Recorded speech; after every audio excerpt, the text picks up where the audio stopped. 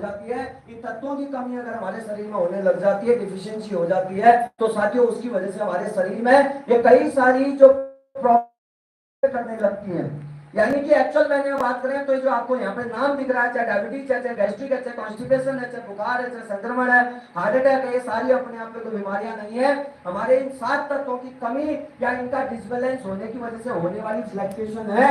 यानी कि अगर बात करें उतार चढ़ाव है, जिसकी वजह से प्रॉब्लम हमारे शरीर में बढ़ती चली जाती है। अब इसको और अच्छे से समझने का प्रयास करें कि आखिर ये सारी परेशानियां हो क्यों रही हैं, ये सारी दिक्कतें हो क्यों रही हैं, इनके पीछे फ्लक्चुएशन आ क्यों रही है, इसको अगर समझना है साथियों, तो इसके लिए एक बहुत बड़ा जो पॉइंट रोल प्ले करता है वो है हमारा आहार चार्ट, हमारी जीवन शैली। आज से मैं आप सभी को इसको कनेक्ट करने के लिए आज से 70-80 साल 100 साल पहले लेकर के जाना चाहूंगा। आज से 100 साल पहले एक व्यक्ति का जो खान पान था वो स्वच्छ, साफ और शुद्ध हुआ करता था। खेतों में, घरों में एक्सरसाइज करते थे तो बहुत हेल्दी रहते थे, और कभी अगर गलती से कोई हेल्थ प्रॉब्लम आ जाती थी, कोई फ्लक्चुएशन हो जाती थी, तो उसके लिए कभी भी वो दवाई गोली का सहारा नहीं लेते थे।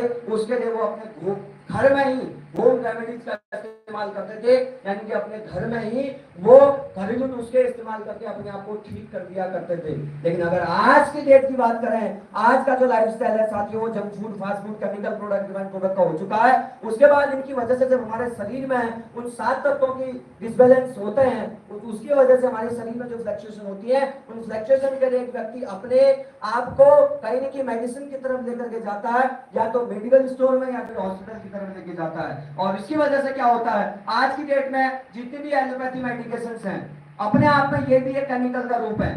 ये भी एक तरीके से अगर बात करें तो शरीर के अंदर, ये मेडिकल साइंस कुछ इस बात को कहता है, आज की डेट में कोई भी अंग्रेजी दवाई ऐसी नहीं है जो शरीर में किडनी के लिए, लिवर के लिए, हार्ट के लिए हार्म ना करे, यानी कि नुकसानदायक ना हो।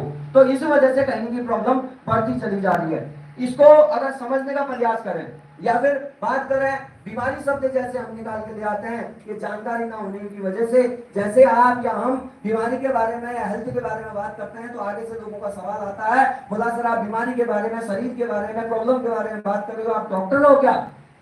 लोगों को लगता है कि सर बीमारी के बारे में, प्रॉब्लम के बारे में, शरीर के बारे में बात करने के लिए सिर्फ डॉक्टर का होना जरूरी है। अगर ऐसा होता तो आप मुझे बताएं, आज से 100 साल पहले जो व्यक्ति पढ़े लिखे नहीं होते थे, क्या वो नब्ज देकर के मर्ज का इलाज नहीं बताते थे? आप सोच करके देखो, हमारे दादा दादी जो पढ़े लिखे नहीं हुआ करते थे, वो बताते थे कि अगर आपको गैस्ट्रिक हुई है तो अजवाइन को तवे में भून करके खा लो, आपकी गैस ठीक हो जाएगी। तो क्या वो पढ़े लिखे थे? क्या वो डिग्री होल्डर्स थे? साथियों ये समझना जरूरी है। इसी को समझने के लिए अगर बात करें, बीमारी क्या होती है वो जानना बहुत जरूरी है। साथियों बीमारियां 2 तरीके की होती है। एक होती है वायरल इन्फेक्टेड डिजीज, जो बैक्टीरिया, वायरस, विषाणु की वजह से होती है, जिसके लिए साइंस का होना, विज्ञान का होना बहुत जरूरी है। उसके लिए साइंस अपने आप में अपनी लैबों के अंदर रिसर्च करते हैं, और उस रिसर्च के माध्यम से जो भी उनके एंटीबॉडीज, एंटीबायोटिक होते हैं या एंटीबॉडीज बनाई जाती है, उस वजह से उस वायरस को रोका जाता है।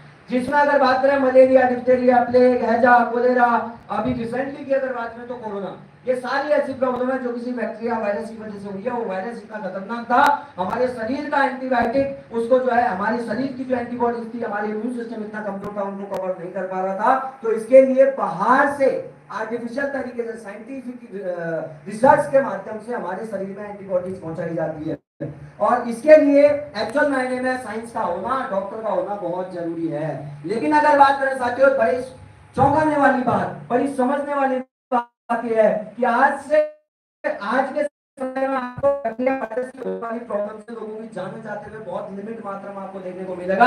आप मुझे बताएं, पिछले 2 साल में आपने किसी भी व्यक्ति को कोरोना से डेथ होते हुए सुना?